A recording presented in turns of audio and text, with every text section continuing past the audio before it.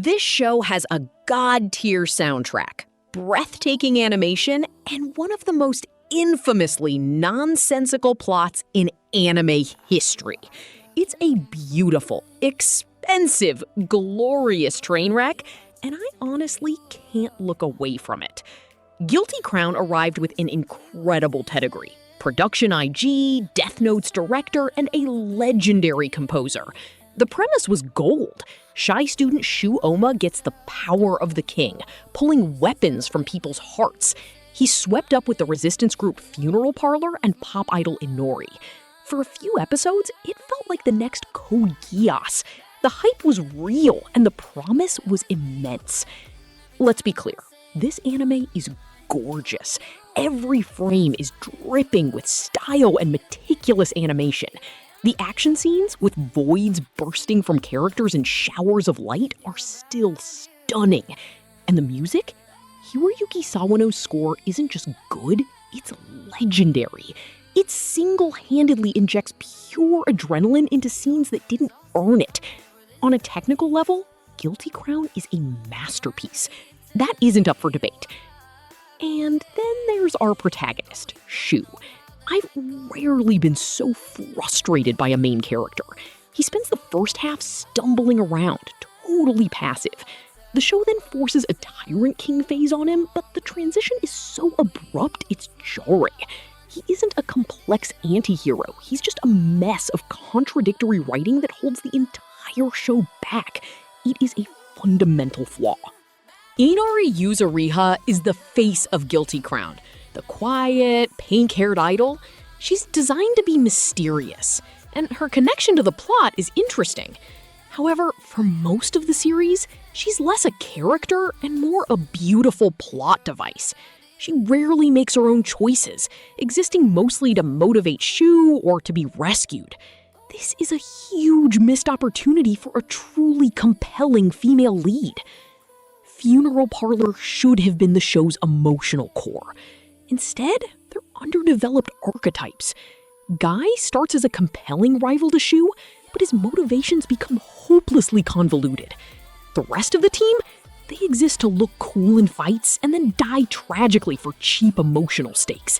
It's a classic case of having too many characters and not enough time to develop any of them. The Void Genome is a cool concept. Drawing a weapon from someone's heart is brilliant. The problem is, the show makes up the rules as it goes. What determines a Void's power? How does it relate to their psyche? The anime introduces ideas like a Void ranking system and then immediately forgets about it. It never feels like a coherent system, just a convenient excuse for spectacular fights. The show truly collapses during the school lockdown arc. After a time skip, Shu becomes a ruthless dictator, enforcing a brutal hierarchy. This heel turn feels completely unearned, transforming our timid hero into a monster with whiplash-inducing speed. It's meant to be a dark exploration of power, but it just comes off as edgy, nonsensical drama. This is the moment the story completely lost me. I have to talk about the music again because it's that important. Hiroyuki Sawano's score is the show's soul. When BIOS kicks in during a fight, you forget the plot holes and just get swept up in the epic scale. The insert songs by Egoist are equally powerful, providing moments of haunting beauty.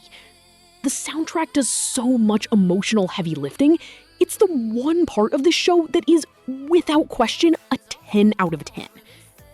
What was Guilty Crown even trying to say? It touches on themes of sacrifice, leadership, and has plenty of biblical allusions. But these ideas are thrown into a blender without any focus. The narrative is so packed with betrayals and retcons that any deeper meaning gets completely lost. It tries so hard to be profound, but its message is buried under a mountain of convoluted plot twists. It is a thematic jumble. So, should you watch it? My answer is a conditional yes. If you want a well-written story, stay away. You will be infuriated. But if you can switch off your critical brain and just enjoy a visually spectacular action show with one of the greatest anime soundtracks ever, it's a fun ride. It's the definition of a guilty pleasure. Flawed and nonsensical, but so stylish it becomes memorable. And that's my take on Guilty Crown. Thanks for watching. If you enjoyed this breakdown, please hit that like button and subscribe. I want to know what you think, so leave a comment below. Do you love it, hate it, or just love the soundtrack? And let me know what series Top Screen Tales should cover next.